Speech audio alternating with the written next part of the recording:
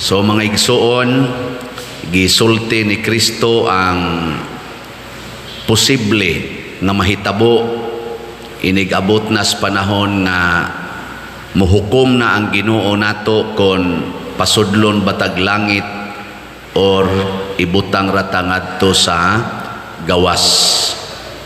Kinsa ninyo dinhi ang siguro na gyud nga makasod og langit? Taas ang kamot. Na ay usaraman choir wasad why ni isa. So kamong tanan nga wa mo isa impiernohonon.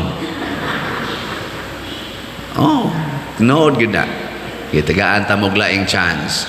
Kinsa dinhi ang siguro nang makasod og langit? Ta sa kamot. Wa gyud, usara gyud. Sige, bahala mo na may impierno. Mo na nga ang pagsud is langit, dili ni siya agad-agad lang sa Ginoo. Matud pa diri sa pangutana, Lord, jutay ra bay maluwas? Unsa may gisulting Kristo? Paningkamot kamo pagsulod sa sigpit nga pultahan, kay daghan ang musulay apan dili makasulod. Pasabot magdepende di sa atong paningkamot. Ya kamo kay wa man mo muisa di sa ato pa ingon ra mo dia agad-agad lang tani sa ihatag sa Ginoo nato. So wa gyud paningkamot. Wa na impiernohono na mo. Sige, usbo na lang nako akong pangutanay. Kinsa dinhi ang maningkamot gyud pagsulod sa langit? Asa kamot? Mga naong kanahandag ko sige, congratulations, naghana. So paningkamot, pero ang atong paningkamot dili na siya igo, kinahanglan duna gyoy i-partner ang Ginoo. Matod pa sa among Legion of Mary sa una, katong Legion of Mary pa ko active, ang kanikunong kaluwasan, partnership ni nato nga tao og sa Ginoo. Dili pwede ang kaluwasan mahitabo kung dili muuyon ang tao. Di sad pwede nga kita ra say magbuot aron ta maluwas, mag-uban gining Ginoo og ang tao. Nya si Maria, ang mahal nga Birhen Maria, kay ang Legion of Mary, si Maria man maoy kanang among commanding general.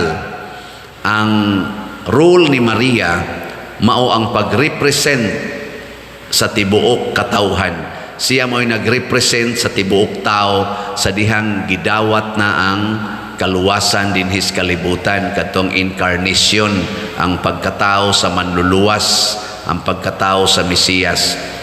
Pila man kuno'y share ni Maria, kay sa business kuno naamagin ng partnership. So mag-agree kita, pilay imong kapital, pilay akong kapital, aron nga inigbahin equal according sa atong gi-invest. Matod pa sa analysis sa Legion of Mary ni San Juan Maria de Montfort, ban siguro to iyang analysis, ningon siya ang kang Mother Mary kuno is only 1% ang iyang capitalization. Ang 99% iyas Ginoo. Ang kang Mama Mary or sa tao 1% ra. Ang Ginoo mo'y nag-provide sa 99%. Pero dili jud kuno mahitabo nga mahimong 100% basta dili ihatag sad sa tao ang iyang 1%. Wa mo sabot.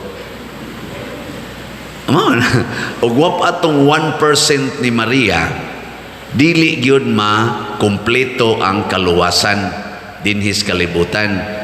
Bisan pag naanay 99% ang Ginoo, di man makumpletong 100% basta ihikaw ni Maria ang 1%. Ug unsa maning 1%? Ang iyang fiat, ang iyang yes. Ang pag-yes ba? Ang pagsano nga, yes Lord, matuman dinhi kanako sumala sa imong pagbuot. Mao nay atong 1%. Ang pagsulti ra gyud yes. Ano man mo lipay? Sige, pangutan na imong tupad. Ingna, sige kang yes sa Ginoo o no? Sige, pangutan na. Imong tupad ba na sige kang yes? Nya mo ingon kisa, of course, sige jud ko yes. Kana luwas na na. Pananglitan inig-ingos Ginoo, ayaw mo pangiski sa inyong kilay. Yes or no? Ayaw mo pangulor ana inyong buhok. Yes, no? Ayaw mo paningil anang utang. Yes, no? Ayaw mo pagsigig duwa anang computer. Yes, no? Ayaw mo pagsigig TikTok. Yes, no? Ayaw mo anang sugal, siging sugal. Yes, no? Uy, panubag mo hindi man mo manubag. Ayaw mo pagsigtanaw ng porn. Yes o no? Ayaw mo sigig pangural anang inyong mga yuta. Yes or no? Ayaw mo paghinangol anang inyong kwarta ipalit nagslot. Yes or no? Kasos daghana ni mga himuonong impiernohonon. Ayaw na mo pag sigig dumot anang inyong isig katao. Yes or no? Ayaw mo pag sigig yaw-yaw anang inyong mga anak. Yes or no? Ayaw na mo pag sigig yaw-yaw anang inyong mga bana. Yes or no? Mga bana, higugma inyong asawa, ay pagsigtanaw ng silingan. Yes or no? Pare, ay pagsighipo sa ng kulikta. Yes or no? Oy, daghan kay tag depende na nato sa pag-yes og no. Diri gani sa unang pagbasa og sa atong salmo responsoryo nga tubag unsa may kinahanglan mo yes gid ta. Matod pa sa unang pagbasa og sa salmo, imantala gyud ang akong mga pagtulunan ngadto sa tibuok kalibutan. Muna muingon ta dinhi nga panglakaw kamo sa tibuok kalibutan ug isangyaw ang maayong balita. Pasabot sige gyud sangyaw sa mga tao mahitungod sa gustos Ginoo dili sa gusto sa tao. Karon ang ato mga magbabalaod hangyoon nato nga magsangyaw sa gustos Ginoo. Nya gusto din nas Ginoo kanang mo propose ta og divorce, mo propose ta og same-sex marriage, mo propose ta mga balaod para sa ligation, vasectomy, euthanasia. O yun din ang ginawa na. O yun dili. Husga. Nya, di mo musunod na.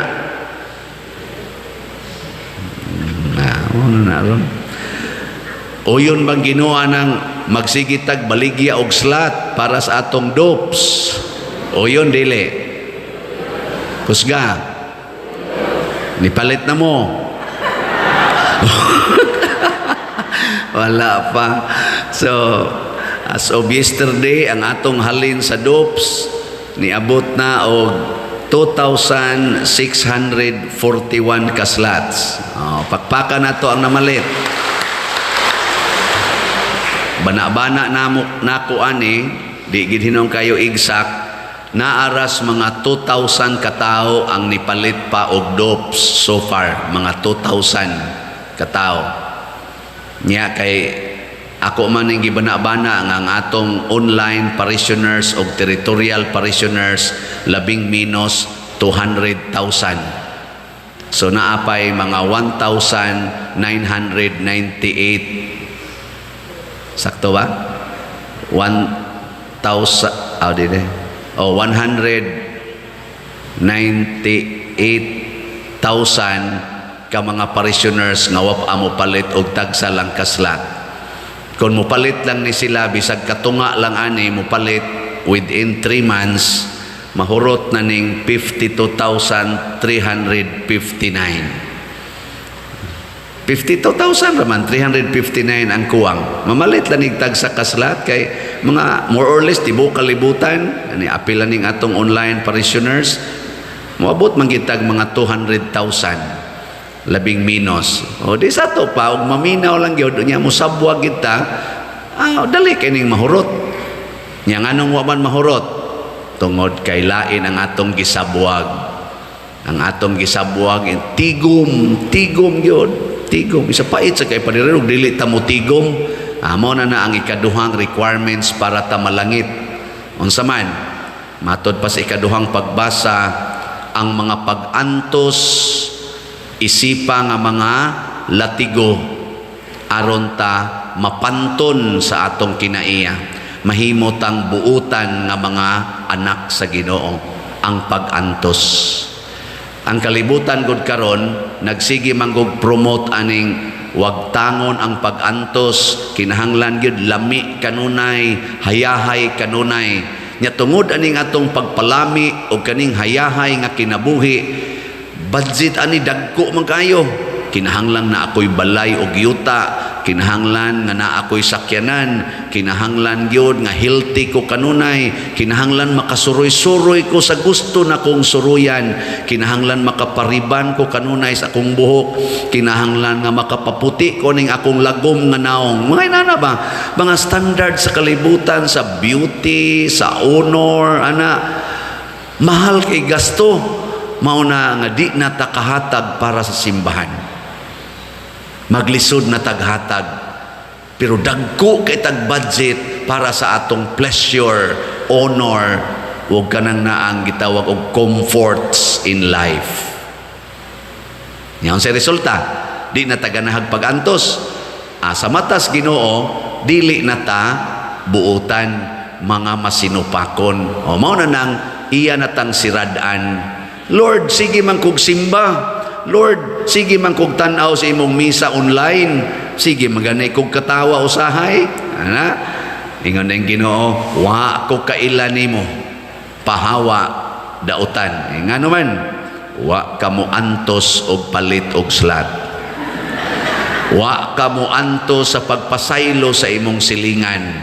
Wa kamo antos sa pakig-unong sa imong bana o sa imong asawa tungod lang kay magsigi na lang mog-away.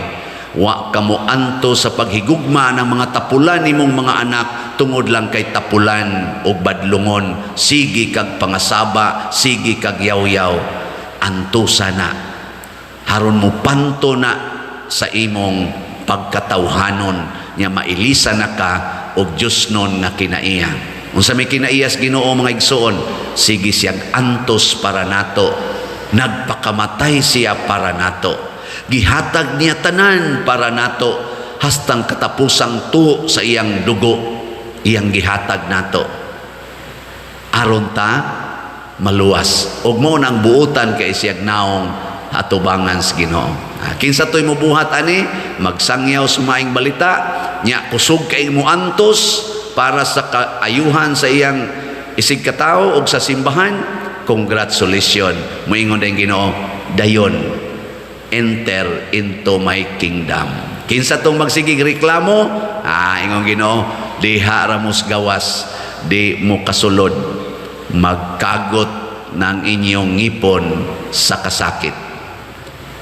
Sige, lingi ay mong tupad, tatapusan lingi, ing na imong paminaw makasuod kag langit. Okay.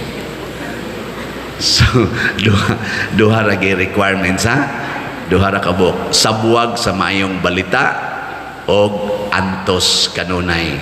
Nya unsaon na nato dinhi simbahan, palit og slat, antosa og palit og slat. Inig palit niyo og slat, makita dayon sa kalibutan ang atong gibuhat nga maayo dinhi sa simbahan. Tanawa dia sa atong grounds, tanawa sa atong palibot, pulos gini nagpakita sa kaayos Ginoo, bunga sa mga niantos. Unya dayon kay magantos naman ka, kay minus naman kag kwarta, mapanton ang imong kinabuhi. mahimo na kang buutan at ubangan sa Ginoo, dili magsigig pangita niya ng kahilayan sa kalibutan. Ug mao na nay resulta, mahimo dayon tang liwat ni Kristo ug makasulod na sa langit. Kana ra man gid untay teknik, simple ra kaayo ang pagsud og langit. Dali ra sad kaayong sudlon ang langit. Apan ang question, kamao batang musunod sa Ginoo? Ang atong 1% is yes to God. Ang 99% isupply na nas Ginoo. Pero siguro alang nga naatay 1% nga mao ang pagsigig ingon, yes Lord. Sige, katong mo ingong yes Lord, manindog ta.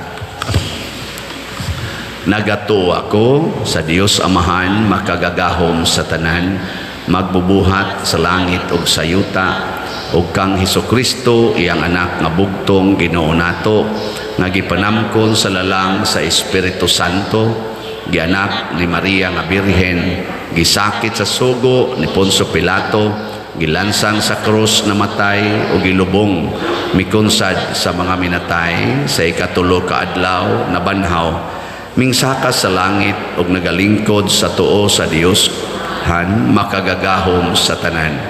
Gikan dito mubalik siya aron paghukom sa mga buhi ug sa mga minatay.